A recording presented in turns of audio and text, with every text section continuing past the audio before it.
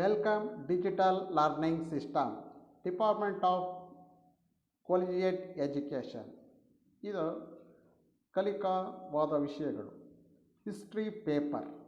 ಇದು ಹಿಸ್ಟ್ರಿ ಪೇಪರ್ನಲ್ಲಿ history of modern Europe ಅಂದರೆ ಇದು ಆಧುನಿಕ ಯುರೋಪಿನ ಇತಿಹಾಸ. ಆಧುನಿಕ ಯುರೋಪಿನ ಇತಿಹಾಸದಲ್ಲಿ ಎರಡನೇ ಅಧ್ಯಾಯವಾಗಿದೆ, ಎರಡನೇ ಘಟಕವಾಗಿದೆ.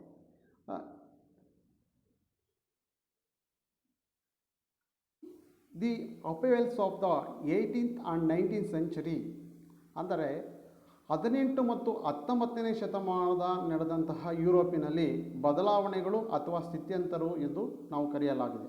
ಹಾಗಾದರೆ ಅನೇಕ ಕ್ಷೇತ್ರಗಳಲ್ಲಿ ಬದಲಾವಣೆಯನ್ನು ಕಂತು. Change the developments in Europe, people change the attitudes of life like that thinking, questions and logic and evolution. ಜನರು ತಮ್ಮ ಜೀವನದಲ್ಲಿ ಪ್ರವೃತ್ತಿಗಳನ್ನು ಬದಲಾಯಿಸಿಕೊಂಡರು. ಉದಾಹರಣೆಗೆ ಪ್ರಶ್ನಾರ್ಥಕತೆ, ಯೋಚನಾ ಶಕ್ತಿ, ಪಾರದರ್ಶಕತೆಗಳು ಬೆಳಗೊಂಡು ಹೊಸ ಹೊಸ ವಿಚಾರಗಳನ್ನು ಕಲಿಯುವಂತಾಯಿತು. ಇದು ಕೈಗಾರಿಕಾ ಕ್ರಾಂತಿಗೆ ಮೂಲತಃ ಕಾರಣವಾಯಿತು. ನಾವು ಹಿಂದಿನ ಘಟಕದಲ್ಲಿ ಯಾವ ವಿಷಯವನ್ನು ಅಧ್ಯಯನ ಮಾಡಿದ್ದೀವಿ ಅಂತ ಹೇಳಿದ್ರೆ, ರೀಕ್ಯಾಪ್ ಆಫ್ ಪ್ರೀವಿಯಸ್ ಕ್ಲಾಸ್. ಹಿಂದಿನ ಅಧ್ಯಯನದ ವಿಷಯ I will study the lost in the achievements of the Peter the great of Russia. ನಾವು ಕಡೆಯ ಹಿಂದಿನ ಒಂದು ಯೂನಿಟ್ನಲ್ಲಿ ನಾವು ರಷ್ಯಾದ ಪೀಟರ್ ರಷ್ಯಾವನ್ನು ಯಾವ ರೀತಿಯಾದ ಬದಲಾವಣೆಗಳನ್ನು ತಂದ, ಆಡಳಿತ ಸುಧಾರಣೆಗಳನ್ನು ತಂದ ಅಂತಂದು. Peter the Great changes reforms brought in the Russia in the particular ಒಂದು domestic policy and foreign policy to Europe model is bring to the Russia. ಯುರೋಪಿನ ಮಾದರಿಗಳನ್ನು, ಕೈಗಾರಿಕೆಗಳನ್ನು, ಆಡಳಿತ ಸುಧಾರಣೆಗಳನ್ನು ಒಟ್ಟಿನಲ್ಲಿ ಯುರೋಪಿನಲ್ಲಿ ಯುರೋಪಿನ ಅಭಿವೃದ್ಧಿ ಮಾದರಿಗಳನ್ನು ತಂದು ರಷ್ಯಾವನ್ನು ಯುರೋಪೀಕರಣ ಮಾಡಲು ಹೊರಟ. ನಾವು ಇಂದಿನ ಅಧ್ಯಯನದ ವಿಷಯದಲ್ಲಿ ನಾಗೋಣ. ಈಗ ನಮ್ಮ ಅಧ್ಯಯನದ ವಿಷಯ ಏನಪ್ಪ ಅಂದರೆ ಕೈಗಾರಿಕಾ ಕ್ರಾಂತಿಗೆ ಕಾರಣಗಳು, ಕಾಸಸ್ ಆಫ್ ಇಂಡಸ್ಟ್ರಿಯಲ್ ರೆವಲ್ಯೂಷನ್. ಇದರೆಲ್ಲ ಈ ಕೈಗಾರಿಕಾ ಕ್ರಾಂತಿಯಲ್ಲಿ ಕಲಿಕಾ ಉದ್ದೇಶ ಏನು ಅಂದರೆ ಲರ್ನಿಂಗ್ ಆಬ್ಜೆಕ್ಟಿವ್. ಇದರಿಂದ ಏನು ಉದ್ದೇಶವನ್ನು ಇದು ವಿದ್ಯಾರ್ಥಿಗಳು ಇದರೆಲ್ಲ ಯುರೋಪಿನ ಮತ್ತು ವಿಶ್ವದ ವಿವಿಧ ವಲಯಗಳಲ್ಲಿ ನಡೆದಂತಹ ಬದಲಾವಣೆಗಳನ್ನು ನೋಡ್ಬೋದು. ಆ ಕ್ಷೇತ್ರಗಳು ಯಾವುದೆಂದರೆ ಆರ್ಥಿಕ, ಸಾಮಾಜಿಕ, ರಾಜಕೀಯ ಕ್ಷೇತ್ರಗಳನ್ನು ನಾವು ಬದಲಾವಣೆಗಳನ್ನು ತಿಳಿಯಬಹುದೇ. ಸ್ಟೂಡೆಂಟ್ ಇಲ್ಲಿ able to understand in spheres of the economy, society, politics of the Europe as well as world.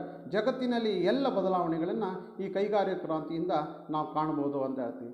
ಮತ್ತು ಇದರಿಂದ ಏನು ನಾವು ಕಲಿಕಾ ಲರ್ನಿಂಗ್ ಔಟ್ಕಮ್, ಇದರಿಂದ ಏನು ಕಲಿಕಾ ಫಲಶ್ರುತಿ ಅಂದರೆ student know the growth of industrialisation as well as economic and political fit. ವಿದ್ಯಾರ್ಥಿಗಳು ತಿಳಿಯುವುದೆಂದರೆ ಕೈಗಾರಿಕಾ ಕ್ರಾಂತಿಯ ಫಲವಾಗಿ ಆರ್ಥಿಕ ಮತ್ತು ಸಾಮಾಜಿಕ ಕ್ಷೇತ್ರಗಳಲ್ಲಿ ಅಪಾರ ಬೆಳವಣಿಗೆಗಳು ಮತ್ತು ಇದು ಮಧ್ಯಯುಗದಿಂದ ಆಧುನಿಕ ಕಾಲಿಡಲು ಅತ್ಯಂತ ಪ್ರಮುಖವಾದ ಬೆಳವಣಿಗೆಗಳು ಕಾಣ್ತು ಅಂತ ನಾವು ಕಲಿಕಾ ಫಲಶ್ರುತಿಯಲ್ಲಿ ನಾವು ಕಾಣ್ತೇವೆ. ನಾವು ಮುಂದುವರೆದು ಈ ಕೈಗಾರಿಕಾ ಕ್ರಾಂತಿಯ ಒಂದು ಅರ್ಥವನ್ನು ನಾವು ಕಾಣಿಸೋದಾದರೆ ಇದರಲ್ಲಿ ನೋಡ್ತೀವಿ. ಅಸ್ತೋಪಕರಣಕ್ಕೆ ಬದಲಾಗಿ ಯಂತ್ರೋಪಕರಣ ಮೂಲಕ ಅಧಿಕ ವಸ್ತುಗಳನ್ನು ಉತ್ಪಾದನೆ ಮಾಡುವಂತಹ ಒಂದು ವ್ಯವಸ್ಥೆಗೆ ಕೈಗಾರಿಕಾ ಕ್ರಾಂತಿ ಎಂದು ಕರೆಯುತ್ತೇವೆ. ನೋಡಿದ change from manual work to machine work and huge production of goods is called a industrial revolution. ಅಂದರೆ ಅಸ್ತೋಪಕರಣಕ್ಕೆ ಬದಲಾಗಿ ಯಂತ್ರೋಪಕರಣ ಮೂಲಕ ತ್ವರಿತವಾಗಿ ವಸ್ತುಗಳನ್ನು ಉತ್ಪಾದಿಸುವುದಕ್ಕೆ ನಾವು ಕೈಗಾರಿಕಾ ಕ್ರಾಂತಿ ಎಂದು ಕರೆಯುತ್ತೇವೆ. ಹಾಗಾಗಿ ಕೈಗಾರಿಕಾ ಕ್ರಾಂತಿ ಅಂದರೆ ಇಲ್ಲಿ ಭಯಾನಕತೆಯಲ್ಲ ಅಥವಾ ರಕ್ತಪಾತದ ಯಾವುದೇ ಒಂದು ಪದ ಇಲ್ಲ. ಇಲ್ಲಿ ಕೇವಲ ವಸ್ತುಗಳ ಉತ್ಪಾದನೆಯಲ್ಲಿ ಆದ ಬೆಳವಣಿಗೆಗೆ ಅಥವಾ ಬದಲಾವಣೆಗೆ ಕ್ರಾಂತಿ ಎಂದು ಕರೆಯಲಾಗಿದೆ. ಅಂದರೆ ಒಟ್ಟಿನಲ್ಲಿ ಕ್ರಾಂತಿ ಎಂದರೆ ಬದಲಾವಣೆ ಎಂದರ್ಥ. ಹಾಗಾಗಿ ನಾವು ಹೇಳ್ತಿದ್ದು ಇದು ಭಾಳ ಒಂದು ಕೈಗಾರಿಕಾ ಕ್ರಾಂತಿ ಈ ಒಂದು ಸಮಯದ ಇದಕ್ಕೆ ಒಂದು ನಿರ್ದಿಷ್ಟತೆ ಇಲ್ಲ. ಇದು ನಿರಂತರವಾದಂಥ ಪ್ರಕ್ರಿಯೆ. 18 ಮತ್ತು 19ನೇ ಶತಮಾನದಲ್ಲಿ ನಡೆದಂತಹ ಈ ಕೈಗಾರಿಕಾ ಕ್ರಾಂತಿ ಇವತ್ತಿನವರೆಗೂ ನಿರಂತರವಾದಂಥ ಒಂದು ಪ್ರಕ್ರಿಯೆಯಾಗಿದೆ. ಹಾಗಾಗಿ ಕೈಗಾರಿಕಾ ಕ್ರಾಂತಿಗೆ ಯಾವುದೇ ಒಂದು ನಿರ್ದಿಷ್ಟವಾದಂತಹ ಒಂದು ಕಾಲಘಟ್ಟ ಇರುವುದಿಲ್ಲ. ಇದು ನಿರಂತರವಾದಂಥ ನಡೆದಂಥ ಒಂದು ಪ್ರಕ್ರಿಯೆ ಅಂತ ಹೇಳಬಹುದು. ನಂತರ ನಾವು ಇಂಥ ಕೈಗಾರಿಕಾ ಕ್ರಾಂತಿಗೆ ಕಾರಣಗಳನ್ನು ಏನಂತ ನಾವು ಕಾಣೋದಾದರೆ, ಈ ಕೈಗಾರಿಕಾ ಕ್ರಾಂತಿ ಮೊದಲಿಗೆ ಒಂದು ಇಂಗ್ಲೆಂಡಿನಲ್ಲಿ ಸಂಭವಿಸಿದ್ದರೂ ಅದಕ್ಕೆ ಪೂರಕವಾದಂಥ ಕಾರಣಗಳನ್ನು ನಾವು ಇಲ್ಲಿ ನೋಡಬಹುದು. ಅವು ಯಾವುವು ಅಂದರೆ increase the demand of English goods in the world market. ವಿಶ್ವದಲ್ಲಿ ಇಂಗ್ಲೆಂಡಿನ ವಸ್ತುಗಳಿಗೆ ಅಧಿಕ ಬೇಡಿಕೆ ಇದ್ದಿತು. ಹಾಗಾಗಿ ಇಂಗ್ಲೆಂಡಿನಲ್ಲಿ ಆ ಬೇಡಿಕೆಗೆ ಇರೋದ್ರಿಂದ ವಸ್ತುಗಳ ಉತ್ಪಾದನೆ ಅವಶ್ಯಕವಾಯಿತು. ಮತ್ತು ನಾವು ಹೇಳಿದಲ್ಲ, ಇಂಗ್ಲೆಂಡ್ ನಡೆದಂತಹ ಜನತೆಯ ಸಾಹಸ ಮತ್ತು ಉದ್ಯಮಶೀಲತೆ, ತೊಡಗಿಸಿಕೊಳ್ಳುವಂತಹ ಅವರ ಗುಣಗಳು ಇದರಿಂದ ಕೈಗಾರಿಕಾ ಕ್ರಾಂತಿ ಸಂಭವಿಸಿತು. ಯಾಕಂದರೆ ಅವರು the character of people England was adventure and enterprising in nature. ಹಾಗಾಗಿ ನಂತರ ಸ್ಕೇರ್ಸ್ ಆಫ್ ಲೇಬರ್, ಕಾರ್ಮಿಕರ ಒಂದು ಕೊರತೆ. ಹಾಗಾಗಿ ಕಾರ್ಮಿಕರ ಕೊರತೆಯಿಂದಾಗಿ ತ್ವರಿತಗತಿಯಲ್ಲಿ ಯಂತ್ರಗಳ ಮೂಲಕ ಒಂದು ವಸ್ತುಗಳನ್ನು ಉತ್ಪಾದನೆ ಮಾಡುವಂಥ ಅವಶ್ಯಕ ಇತ್ತು. ಹಾಗಾಗಿ ಇದನ್ನು ನಾವು ಪ್ರಮುಖವಾದ ಕಾರಣವಾಗಿ ನಾವು ಕಾಣ್ತೀವಿ. ಮತ್ತು ಇಂಗ್ಲೆಂಡಿನಲ್ಲಿ ಸುತ್ತಮುತ್ತಲಿನ ಪ್ರದೇಶದಲ್ಲಿ ಕಚ್ಚಾ ವಸ್ತುಗಳು ದೊರೆಬಿಟ್ಟು ಅಂತಹದಲ್ಲಿ ಕಲ್ಲಿದ್ದಲು ಮತ್ತು ಕಬ್ಬಿಣ ಮುಖ್ಯವಾಯಿತು. ನಾವು ಹೇಳಿದ್ವಿ availability of the iron and ಕೋಲ್ ಇನ್ ಇಂಗ್ಲೆಂಡ್ ಅಂತಕ್ಕಂಥದ್ದನ್ನ ನಾವು ಕಾಣ್ತೀವಿ. ಅನಂತರ ಮತ್ತು ಇಂಗ್ಲೆಂಡಿನ ಸುತ್ತಮುತ್ತಲ ಪ್ರದೇಶದಲ್ಲಿ ಇಂಥ ಕಚ್ಚಾ ವಸ್ತುಗಳು ಅತ್ಯಂತ ಅಧಿಕ ರೀತಿಯಲ್ಲಿ ದೊರಕಿದ್ದವು. ಆ ದೊರಕಿದ್ದರಿಂದ ಕೈಗಾರಿಕೆಗೆ ಬೇಕಾದಂತಹ ಕಲ್ಲಿದ್ದಲ, ಕಬ್ಬಿಣ ಪೂರಕವಾದವು ಅಂತಕ್ಕಂಥದ್ದನ್ನ. ನಂತರ ಇಲ್ಲಿ ಯುರೋಪಿನಾದ್ಯಂತ ನಡೆದಂತಹ ಧಾರ್ಮಿಕ ಸುಧಾರಣೆಯಿಂದಾಗಿ ಪ್ರಾಟೆಸ್ಟೆಂಟ್ ಕುಶಲ ಕಲಾಕಾರರು ಇಂಗ್ಲೆಂಡಿನಲ್ಲಿ ಬಂದು ನೆಲೆಸಿದರು. ಹಾಗಾಗಿ ಇಂಗ್ಲೆಂಡಿಗೆ ಬಂದಂತಹ ಇಂಥ ಕಲಾಕಾರರು, ಸಂಶೋಧಕರಿಗೆ ಇಂಗ್ಲೆಂಡ್ ಅವರಿಗೆ ಆಶ್ರಯವನ್ನು ಕೊಟ್ಟು ಅವರ ಒಂದು ಪ್ರತಿಭೆಯನ್ನು ಉಪಯೋಗಿಸಿಕೊಳ್ಳಲು ಇಂಗ್ಲೆಂಡ್ ಸಿದ್ಧವಾಯಿತು. ಇದು ಕೈಗಾರಿಕಾ ಕ್ರಾಂತಿಗೆ ವರವಾಯಿತು ಅಂತ. ಹಾಗಾಗಿ immigration of artisans settle and different urban center from Protestant artisans of the Spain and France migrated to the England due to the religious ಒಂದು ಪ್ರೊಟೆಸ್ಟೆಂಟ್. ಹಾಗಾಗಿ ನಾವು ಈ ಒಂದು ಕೈಗಾರಿಕಾ ಕ್ರಾಂತಿಯ ಒಂದು ಹೋಗಬೇಕಾದ್ರೆ ಯುರೋಪಿನಲ್ಲಾದಂಥ ಧಾರ್ಮಿಕ ಸುಧಾರಣೆಯಾಗಿ ಫಲವಾಗಿ ಫ್ರಾನ್ಸ್ ಮತ್ತು ಸ್ಪೇನ್ ದೇಶಗಳಲ್ಲಿ ಬಂದಂಥ ಸಂಶೋಧಕರಿಗೆ ಇಂಗ್ಲೆಂಡ್ ಆಶ್ರಯ ಕೊಟ್ಟಿತು. ನಂತರ ಇದಾದ ಮೇಲೆ ಪುನರ್ಜೀವನ ನಾವು ಪರಿಣಾಮವಾಗಿ ಜನರಲ್ಲಿ ಯೋಚನಾ ಶಕ್ತಿ, ವಿವೇಚನೆಗಳು, ವಿಜ್ಞಾನ, ಸಾಹಿತ್ಯ ಇಂಥ ವಿಷಯಗಳ ಬಗ್ಗೆ ಹೆಚ್ಚಿನವಾದಂತಹ ಒಂದು ಗಮನಹರಿಸಿರೋ ನಾವಿಡೆ impact of renaissance science and literature and advents of the world. ಈ ಸಾಹಿತ್ಯ ವಿಜ್ಞಾನದ ಓದುವಂತಹ ಪ್ರವೃತ್ತಿ ಜನರಲ್ಲಿ ಹೆಚ್ಚಿದ್ದರಿಂದ ಅವರಿಗೆ ಆವಿಷ್ಕಾರ, ಸಂಶೋಧನೆ ಮತ್ತು ಹೊಸವಾದ ವಿಷಯಗಳಂಥ ಕುತೂಹಲವನ್ನು ಅವರಲ್ಲಿ ಮೂಡಿತು ಅಂತ ಹೇಳ್ಬೋದು. ಇದು ಪ್ರಮುಖವಾಗಿ ಕೈಗಾರಿಕಾ ಕ್ರಾಂತಿಗೆ ಕಾರಣವಾಯಿತು ಅಂತ. ನಂತರ ಕೈಗಾರಿಕಾ ಕ್ರಾಂತಿ ಇಂಗ್ಲೆಂಡಿನಲ್ಲಿ ಯಾಕೆ ಸಂಭವಿಸಿತು ಅಂದರೆ, ಇಂಗ್ಲೆಂಡಿನಲ್ಲಿ ಇರುವಂತಹ ವಿಶೇಷ ಲಕ್ಷಣಗಳು ಯಾವಪ್ಪ ಅಂದರೆ demand of the English goods.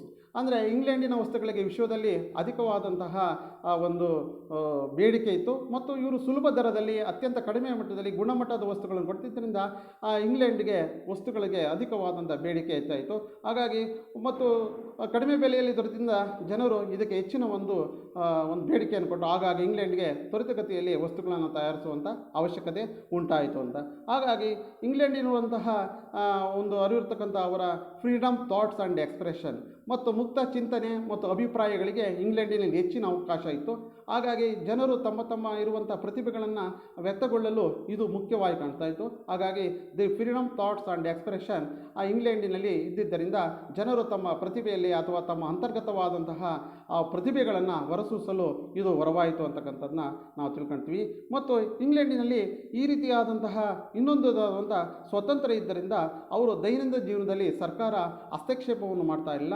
ಹಾಗಾಗಿ ಹಸ್ತಕ್ಷೇಪವನ್ನು ಮಾಡೋದೆಲ್ಲ ಮಾನವ ಅಥವಾ ಚಿಂತಕರು ಅಥವಾ ಏನು ಸಂಶೋಧಕರಿದ್ದಾರೆ ಅವರಿಗೆ ಸ್ವತಂತ್ರವಾದ ನಿರ್ಣಯವನ್ನು ತೆಗೆದುಕೊಳ್ಳಲು ಅವರಿಗೆ ಒಂದು ಸಹಕಾರವಾಯಿತು ಅಂತಕ್ಕಂಥದ್ದು. ಹಾಗಾಗಿ ದೈನಂದಿನ ಜೀವನದಲ್ಲಿ ಇಂಗ್ಲೆಂಡ್ನಲ್ಲಿ ಯಾವುದೇ ರೀತಿಯಾದಂಥ ಹಸ್ತಕ್ಷೇಪ ಆಗ್ತಾ ಇರಲಿಲ್ಲ ಅಂತಕ್ಕಂಥದ್ದು. ಇದು ವ್ಯಕ್ತಿಗೆ ಹೆಚ್ಚು ಚಿಂತನೆಗೆ ಕಾರಣವಾಯಿತು ಮತ್ತು ಕೈಗಾರಿಕಾ ಕ್ರಾಂತಿಗೆ ಪೂರಕವಾಯಿತು ಅಂತಕ್ಕಂಥದ್ದನ್ನ ನಾವು ತಿಳ್ಕೊಳ್ತೀವಿ. ನಂತರ ಪೀಸ್ಫುಲ್ ಅಟ್ಮಾಸ್ಫಿಯರ್, ಶಾಂತಿಯುತವಾದ ವಾತಾವರಣ. ಇಂಗ್ಲೆಂಡಿನಲ್ಲಿ ಇದ್ದಂತಹ ವಾತಾವರಣ ಮತ್ತು ಇಂಗ್ಲೆಂಡಿನಲ್ಲಿ ಅವರಲ್ಲಿದ್ದಂತಹ ಶಾಂತಿ ಅಥವಾ ದೇಶಭಕ್ತಿ, ಶಾಂತಿ ವ್ಯವಸ್ಥೆ ಹಾಗಾಗಿದ್ದು ಇದು ಕೈಗಾರಿಕಾ ಕ್ರಾಂತಿಗೆ ಕಾರಣವಾಯಿತು. The English man are patriotic and have a great love for peace and order. ಅಂದರೆ ಅವರು ಕಾನೂನು ಮತ್ತು ಶಾಂತಿ ಸುವ್ಯವಸ್ಥೆಯಲ್ಲಿ ಭಾಳವಾದ ಒಂದು ನಂಬಿಕೆ ಇಟ್ಟಿದ್ದು. ನಂತರ ಪೊಲಿಟಿಕಲ್ ಸ್ಟೆಬಿಲಿಟಿ, ಇದು ರಾಜಕೀಯ ಸ್ಥಿರತೆ. The political and social stability also helped in the growth of industries. The peace atmosphere and political stability enabled England to develop the our industries on large scale. ಇಂಗ್ಲೆಂಡ್ನಲ್ಲಿ ಸ್ಥಾಪಿತವಾದ ಯಾವುದೇ ರೀತಿಯಾದಂಥ ಒಂದು ತೊಂದರೆ ಇಲ್ಲದೆ ಅವರಲ್ಲಿರ್ತಕ್ಕಂಥ ಶಾಂತಿಯುತವಾದ ವಾತಾವರಣ, ರಾಜಕೀಯ ಸ್ಥಿರತೆ ಮತ್ತು ಅವರಲ್ಲಿರುವಂತಹ ಕೈಗಾರಿಕಾ ಅಭಿವೃದ್ಧಿಗೆ ಕಾರಣವಾಯಿತು. ಜನರು ಇಂತಹ ಶಾಂತಿಯ ಒಂದು ವಾತಾವರಣ ರಾಜಕೀಯ ಸ್ಥಿರತೆಯಿಂದ ಜನರು ನೆಮ್ಮದಿಯ ಜೀವನವನ್ನು ಕಾಣುವಂಥವಾಗಿ ತಮ್ಮ ತಮ್ಮ ಕಾರ್ಯಗಳಲ್ಲಿ ತೊಡಗಿಸಿಕೊಳ್ಳುವಂತಾಯಿತು. ಕಾರ್ಯಗಳಲ್ಲಿ ತೊಡಗಿಸ್ಕೊಂಡ ಅವರಲ್ಲಿರುವಂಥ ಪ್ರತಿಭೆ ಹೊರಸೂಸುವಂತಾಯಿತು ಅಂತಕ್ಕಂಥದ್ದನ್ನ ನಾವು ಕಂಡ್ತೀವಿ. ಇದು ನಾವು ಇಂಗ್ಲೆಂಡ್ನಲ್ಲಿ ವಿಶೇಷವಾಗಿರ್ತಕ್ಕಂಥದ್ದು. ಮತ್ತು ಹೇಳಬೇಕಾದ್ರೆ ಇಂಗ್ಲೆಂಡ್ ಕಡಲರಾಣಿ ಎಂಬ ಬಿರುದನ್ನು ಹೊಂದಿರುವಂತಹ ಒಂದು ರಾಷ್ಟ್ರ. ಹಾಗಾಗಿ ನಾವಲ್ ಸುಪ್ರಮಸಿ, ನೌಕಾಶಕ್ತಿಯ ಅದು ಒಂದು ಶಕ್ತಿ ಏನಿದೆ ಅದು ಸಹ ಇಂಗ್ಲೆಂಡಿಗೆ ಒಂದು ವರವಾಯಿತು ಅಂತಕ್ಕಂಥದ್ದು. ಯಾಕೆಂದರೆ ಇಲ್ಲಿ ರಾಜಕೀಯ ಸ್ಥಿರತೆಯನ್ನು ಮತ್ತು ವಿದೇಶಗಳ ಆಕ್ರಮಣವನ್ನು ಒಂದು ರಕ್ಷಿಸ್ತಕ್ಕಂಥದ್ದು. ಹಾಗಾಗಿ ಇಂಗ್ಲೆಂಡ್ ಹೊಂದಿರಬಹುದಾದಂತಹ ಪ್ರಬಲ ನೌಕಾಶಕ್ತಿ ಹೊರಗಿನ ಆಕ್ರಮಣಗಳಿಂದ ಸುರಕ್ಷಿತವಾಯಿತು.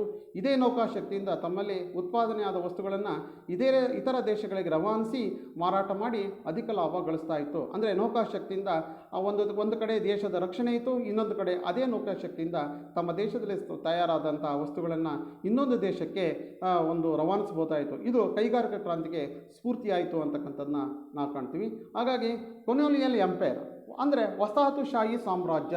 ಇಂಗ್ಲೆಂಡ್ ಆ ಒಂದು ಕಾಲಘಟ್ಟದಲ್ಲಿ ಇಂಗ್ಲೆಂಡ್ ಇಡೀ ವಿಶ್ವವನ್ನೇ ಒಂದು ವಸಾಹತುವನ್ನಾಗಿ ಹೊಂದಿರತಕ್ಕಂತಹ ಒಂದು ಶಕ್ತಿಯನ್ನು ಹೊಂದಿತ್ತು. England had A large colonial empire. From her colonies she would get different raw materials and cheaper rates for their factories. These colonies also served at market for English manufactured goods. ಹಾಗಾಗಿ England ಹೊಂದಿರಬಹುದಾದಂಥ ವಿಶ್ವದ ಅದರ ವಸಾಹತುಗಳು, ಆ ವಸಾಹತುಗಳಿಂದ ಕಚ್ಚಾ ವಸ್ತುಗಳನ್ನು ತರಿಸಿಕೊಂಡು ಪುನಃ ಆ ಕಚ್ಚಾ ವಸ್ತುಗಳಿಂದ ಸಿದ್ಧ ವಸ್ತುಗಳನ್ನು ತಯಾರಿಸಿ ಮತ್ತು ಅದೇ ವಸಾಹತುಗಳನ್ನು ಅದೇ ಒಂದು ವಸ್ತುಗಳನ್ನು ಆ ವಸಾಹತುಗಳಲ್ಲಿ ಮಾರಾಟ ಮಾಡಿ ಸಂಪತ್ತು ಗಳಿಸ್ತಿದ್ದು. ಇದು ಕೈಗಾರಿಕಾ ಕ್ರಾಂತಿಗೆ ತ್ವರಿತವಾದ ಬೆಳವಣಿಗೆಗೆ ಕಾರಣವಾಯಿತು ಅಂತಕ್ಕಂಥದ್ದನ್ನ ನಾವು ಕಾಣ್ತೀವಿ. ಮತ್ತು ಅಲ್ಲಿ ಇದರ ಜೊತೆಗೆ ಇಂಗ್ಲೆಂಡಲ್ಲಿ ಇರಬಹುದಾದಂಥ rivers and for producing electricity, ನದಿಯ ತೀರಗಳಿಂದ ಅಥವಾ ನದಿಗಳಿಂದ ಸುಲಭವಾಗಿ ವಿದ್ಯುತ್ ಶಕ್ತಿಯನ್ನು ತಯಾರಿಸ್ತಕ್ಕಂತಹ ಒಂದು ಗುಣವನ್ನು ಇಂಗ್ಲೆಂಡ್ ಹೊಂದಿದ್ದು. The rivers in England run very swiftly and through all the year round, so it is quite easy to produce the electricity from them cheaply and in large quantity. ಬಹು ಸುಲಭವಾಗಿ ಇಂಗ್ಲೆಂಡಿರುವ ನದಿಗಳು ಯಾವಾಗಲೂ ಹರಿತಿದ್ದು. ಇದು ವಿದ್ಯುತ್ ಶಕ್ತಿಯ ಉತ್ಪಾದನೆಗೆ ಕಾರಣವಾಗಿ ಸುಲಭ ಮತ್ತು ಅಧಿಕ ಉತ್ಪಾದನೆಗೆ ಕಾರಣವಾಯಿತು. ಇದು ಕೈಗಾರಿಕಾ ಕ್ರಾಂತಿಗೆ ಬೆಳವಣಿಗೆ ಆಯಿತು. ಇದು ಇಂಗ್ಲೆಂಡಿನ ವರದಾನವಾಯಿತು ಅಂತಕ್ಕಂಥದ್ದು ನೋಡ್ತೀವಿ. ಮತ್ತು ನಾವು ಈ ಎಲ್ಲ ವಿಷಯಗಳನ್ನು ನಾವು ಯಾವ ಗ್ರಂಥಗಳಿಂದ ನಾವು ಅಧ್ಯಯನ ಮಾಡಬೇಕಾಗಿದೆ ಅಂತಕ್ಕಂಥದ್ದನ್ನು ನೋಡ್ತೀವಿ. ಮಾಡರ್ನ್ ಯುರೋಪ್ ಇಡೀ ಮಹಾಜನ್, ಆಧುನಿಕ ಯುರೋಪ್ GT ಜೋಶಿ, ಆಧುನಿಕ Europe doctor B Muddachari, modern Europe Kundran Bavra. ಇದು ನಾವು ರೆಫರೆನ್ಸ್ನಲ್ಲಿ ಇರ್ತಕ್ಕಂಥದ್ದು. ನಂತರ